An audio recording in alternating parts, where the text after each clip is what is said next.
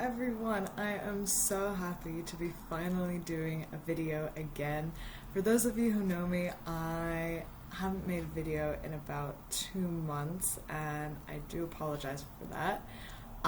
This video is not going to be a recipe one, it's just going to be a personal update and also a couple of little tips on how to start a small business during the pandemic. Because that's still going on.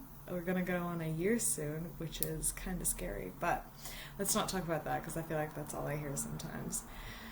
Yeah, so you did see me already in my new apartment in my last video. I'm sure you recognize the plant in the kitchen.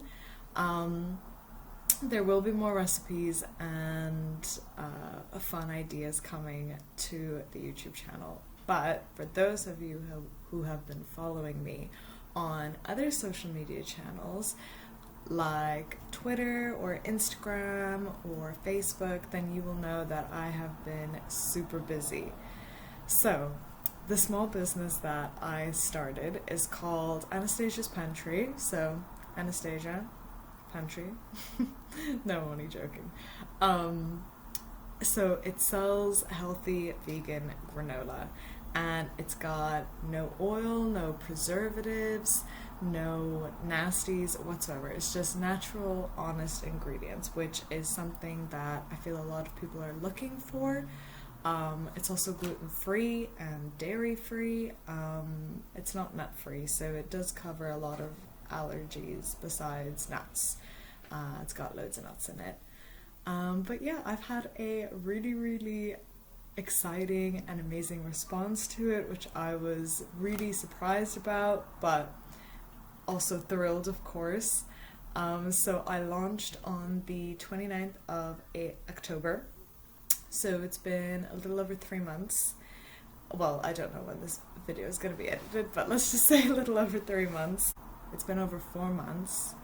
Yeah, so I launched at the end of October, so I'm open a little bit over 4 months, and I honestly would do it all over again if I could, because the amount I have learned from even starting up something small, whether it's big now or not, doesn't matter. I learned so many life lessons which are so crucial, and even things about business, because I didn't study business or marketing, because at the moment I'm doing a Google course online. It's free, so for anyone who wants to do like a free course, you should definitely go to Google Digital Garage. They have 151 free online courses, and some of them even include certificates.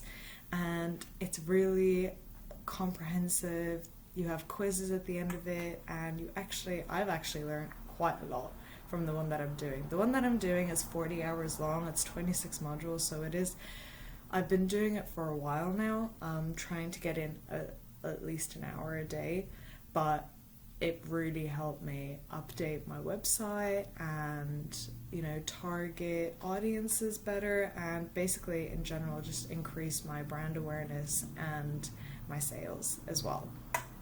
So that's probably tip number one, is if you don't know anything about business or marketing, do an online course of some sorts, or even read an article about the fundamentals of marketing, or how to formulate the correct engaging subject line when you're doing email marketing, how to gather emails, all these things. And if you have any questions about anything that I'm saying, or any questions about starting up a business in general, that's food related, then definitely let me know in the comments below and I will be sure to answer them all. I'm just gonna dive straight into the small business tips since I have already given one away. Most of them are under the umbrella of just starting a small business from your apartment or home or whatever, but some of them are related to just food businesses, but also useful to know if you want to sell baked goods from your home or whatever. So the first one I would say is really recommend to get a website. Invest in a website. And I know a lot of people don't, because it cuts out a big cost. And the way they go about that is either on Facebook or Instagram. You just DM them or privately message them to place an order and send the money to their bank account. But customers don't trust that. It's not as trustworthy as having a website that has your brand colors rather than a Facebook page that's all blue. You know what I mean? It has your brand colors, it's got amazing pictures of your products. You can have 5 or 18 pages dedicated to solely selling yourself and your business and your product, whether it's testimonials, reviews, videos, if you have a YouTube channel, honestly, anything. The more, the better. Maybe the mission behind your business, is it to target zero waste, the zero waste movement? Is it to reduce food waste? Is it to, help the environment in some way? Or is it to do something else? So I would really recommend getting a website. My website I made with Wix, and I'll give you a little sneaky tip in a second, but Wix I found was really easy to use, really easy to build my own website, the website that I envisioned, and the way exactly the way I wanted it to look. And also, because you can customize it so much, it doesn't look like any other website. So I have looked at plenty of people's Wix websites, and they look completely different to mine. It's not like you have only 5 templates to choose from or anything like that. The one thing though is, again, you do have to invest into it. But here's a little tip. So I was building my website, so you can build it without paying for anything yet.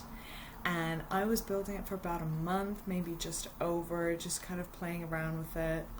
Wasn't even quite sure yet whether I was gonna pay for it or not, or whether I really wanted to fully dive into this small business at all. So I was still kind of on the edge, but I was just creating the website anyways because it was free at the time, right?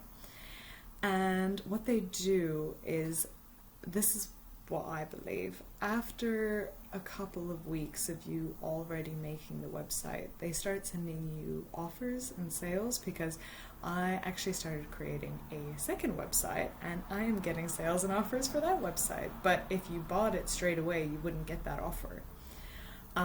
So there's 3 business plans that you can get on Wix: the basic one, the business one, and the business plus. I have the second one up, so the business one, which helps you grow your business, feature in organic searches, Google searches, and stuff like that. The reason I opted for the business one is because after about 6 weeks of building the website, I got a 50% off voucher for the business one, so it actually ended up being cheaper than the basic package.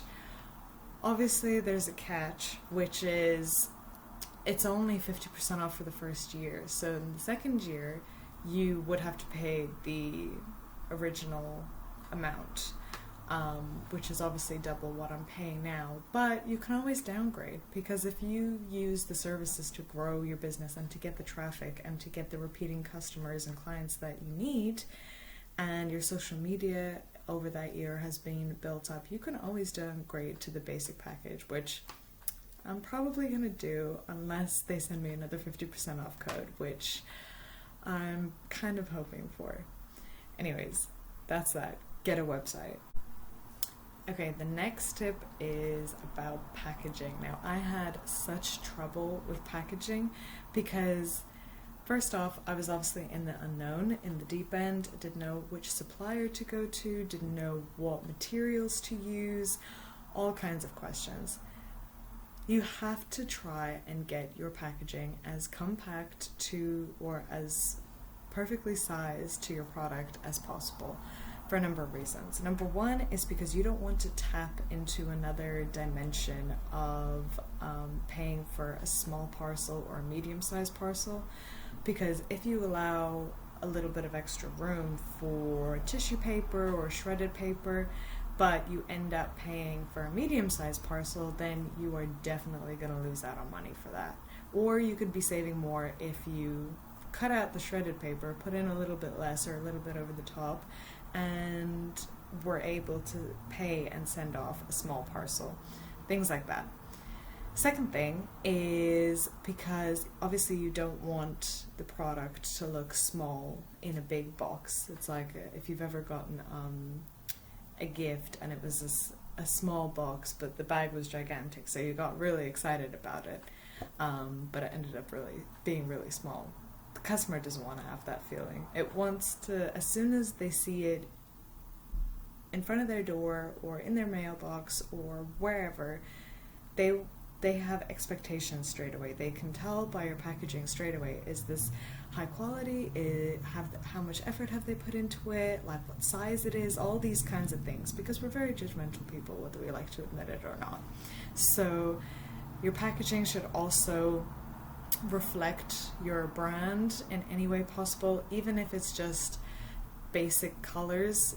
But my packaging is white, because then it's easy to see the label that I've put on it, and then I just put a little sticker of my logo on at the back as well. So it's clean, it's not too in your face, but it's also, I can't judge it that much.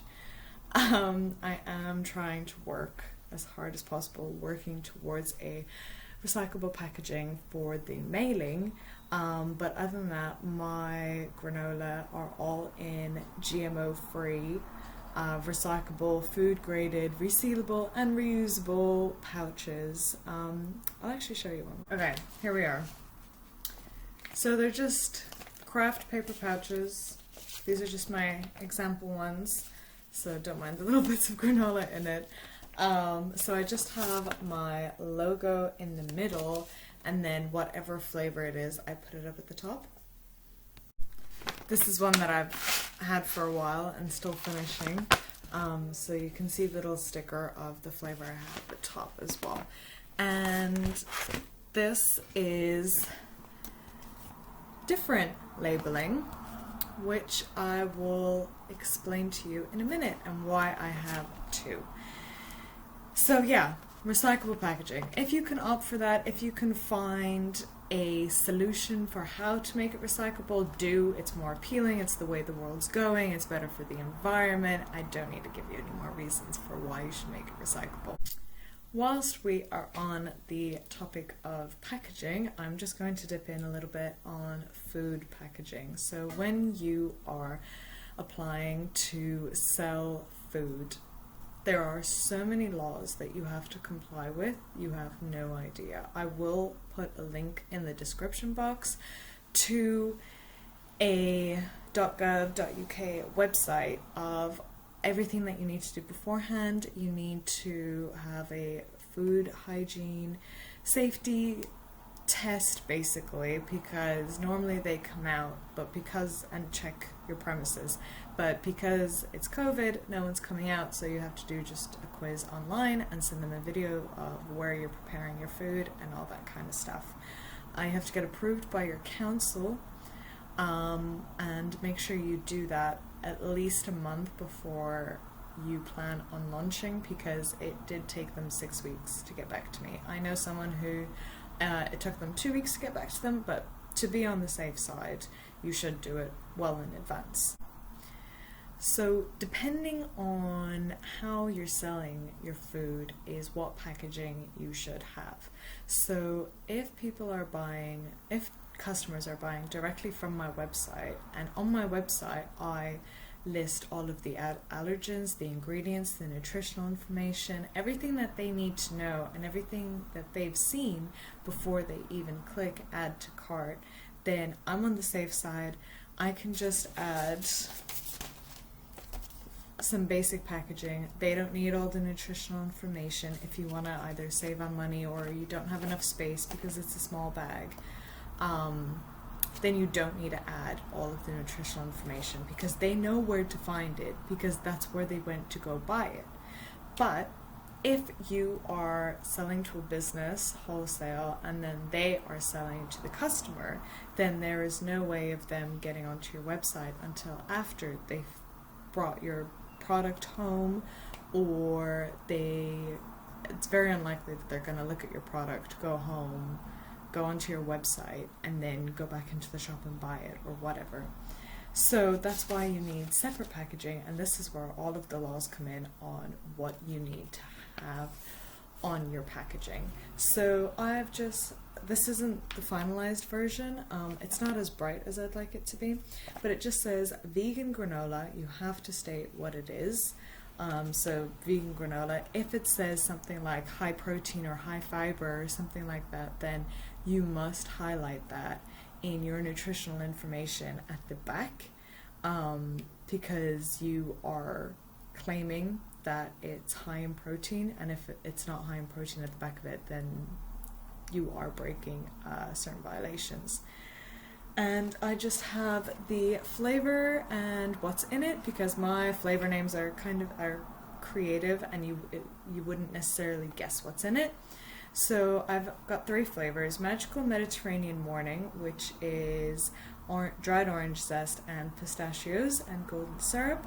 And then I have a Crispy Winter's Morning one, which is roasted almonds, raisins, cinnamon, and mixed spice. And then I have it's called Time for Cocoa and Cocoa, which is coconut, dark chocolate, desiccated coconut, coconut flakes, tahini, and roasted peanuts. And then at the back, I've just got my logo again, just this little divider in my color that's matching these plants here. How you can find me on social media, also my website, in case they do want to, I don't know, maybe read my blog or something, or figure out what my story is. By the way, if you don't know what my story is and you haven't checked out my website, or you're interested in how it looks, then I will leave a link in the description box below as well. It's anastasiaspantry.co.uk. Now, you've got the nutritional information and the ingredients. I did take a lot of inspiration from other granola brands and other food products, and this is typically how they have to be laid out. When you are stating the nutritional information, you have to include kilojoules and calories, which I didn't know.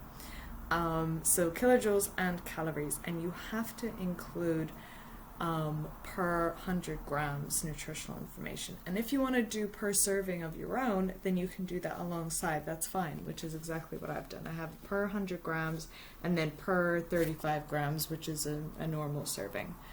And also the ingredients. So you have to have the allergens and peanuts or gluten and dairy in bold. And some fonts actually don't, even though it says it's in bold, it doesn't actually stand out as much as you'd like it to, or as much as you need it to. So you must pick a font that makes it stand out. I mean, you can't even read it probably, but you can see that these are highlighted. And you have to include the name of your business and where you are located, storage instructions, the best before date or the use by date. Also related to packaging, we're going to move on to printers and printing. So when I started this, I did not have a printer, and I relied on a third party to print off my stickers for me.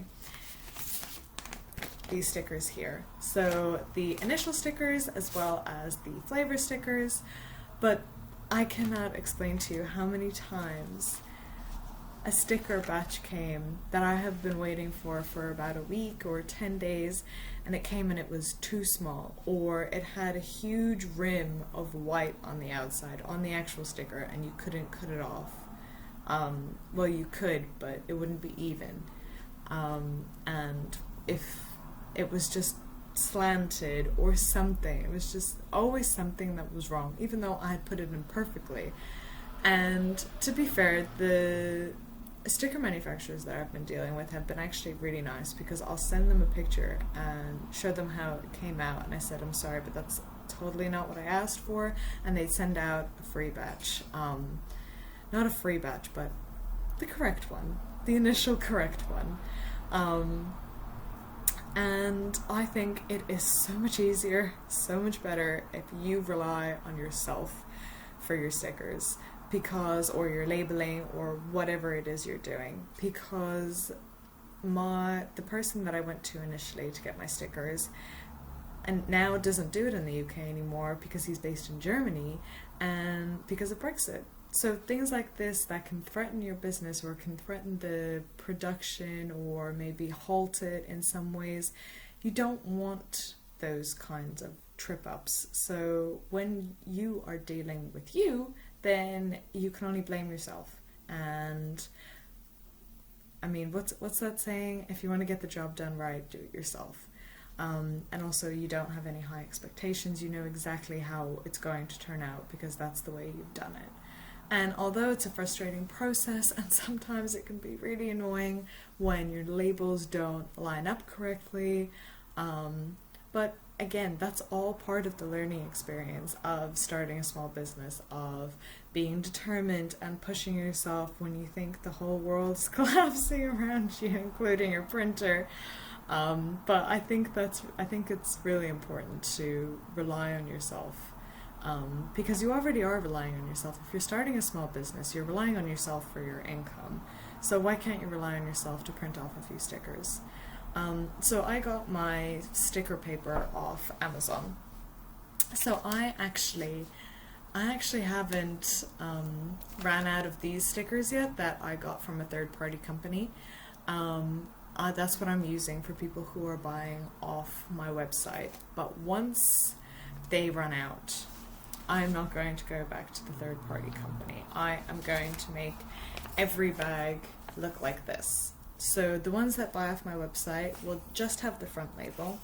The back label, not necessarily, because they know where to find me on social media. Most likely they went onto my website through my social media because I advertised it.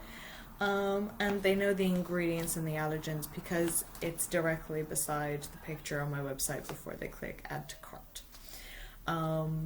But that is what I'm going to do. I'm going to make it brighter, but that's the way I'm going to do it. Because I think it'll be too messy if I get some circular sticker paper, and also it's time for an upgrade with the packaging. I was told that branding is a journey for every single company, and I totally get that. Sometimes when you have maybe limited resources or limited financial backing, you do have to figure out ways on how to be smarter or be more money efficient in the long run. So I really didn't want to buy a printer. Didn't really have, because I wanted to buy things for my business from only money that I made from my business. Now I did have enough money to buy the printer, but I didn't really want to, because I was a bit lazy. I was like, oh no, it's going to be so much work, blah, blah, blah. But anyways, I got it. You can get one in Argos for about £40. The sticker paper on Amazon for maybe £5 for like 200 sheets. And it's 4 stickers per sheet, so 800 stickers for £5. You would not get that from a third-party company. And it works out to be so much more efficient in the long run. You can edit your label at any point that you want. Because here's another thing. If you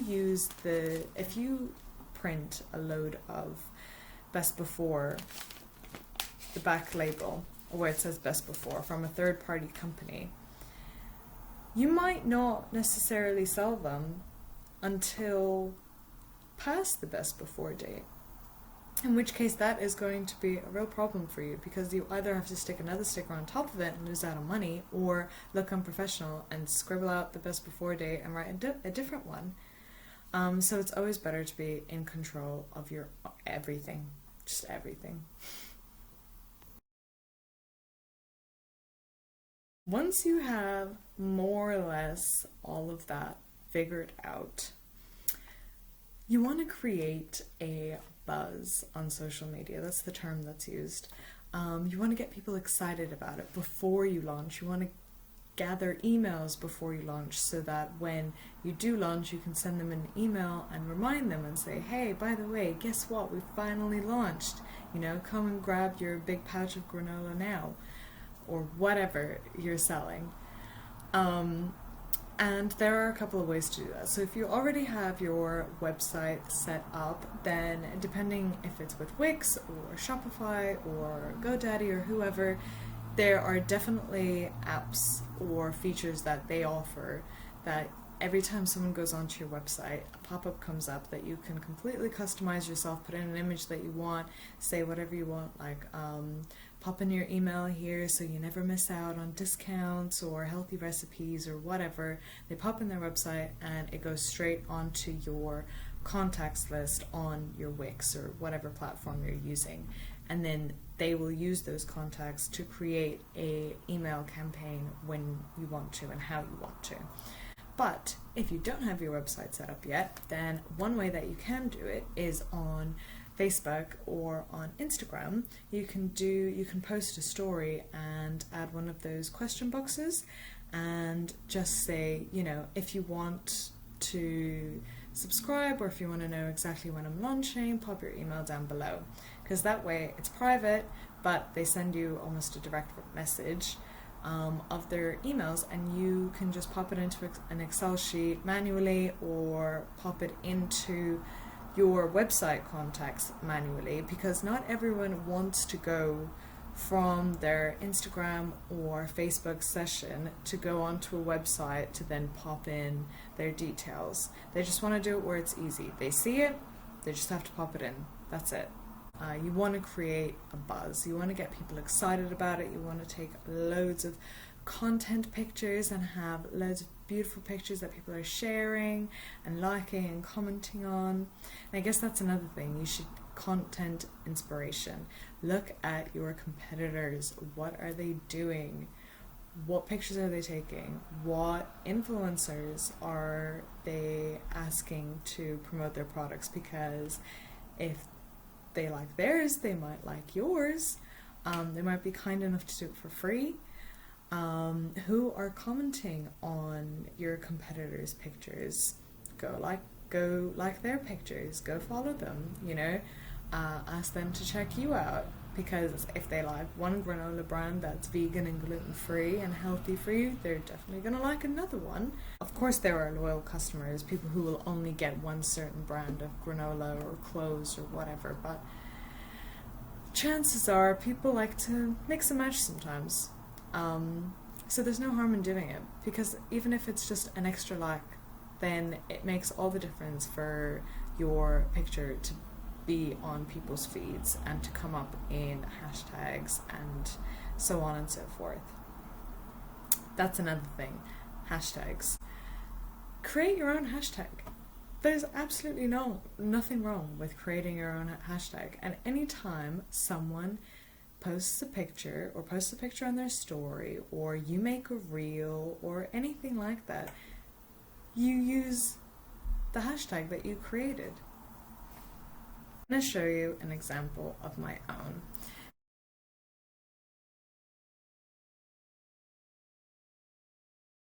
This is my Instagram page, okay? And I have my hashtag in my bio so people can click onto it and get ideas of how to use your product. So here we are, and let me see. So we've got a couple of influencers who posted it. Just some like cranberry bars, maybe some pancakes, some peanut butter cups, some granola cups, loads of different things. And it gets you more exposure, and it's such a fun feed to look at that is dedicated to just you. So you should definitely create your own hashtag for Facebook, Twitter, and Instagram, because I think every brand out there has their own hashtag, even if it's a little phrase that isn't very commonly used, like I don't know, smell the roses or something. I don't know, maybe it's something related to the brand. If their logo is a rose and they do hashtag smell the roses, or it's their little slogan that everyone knows, you know?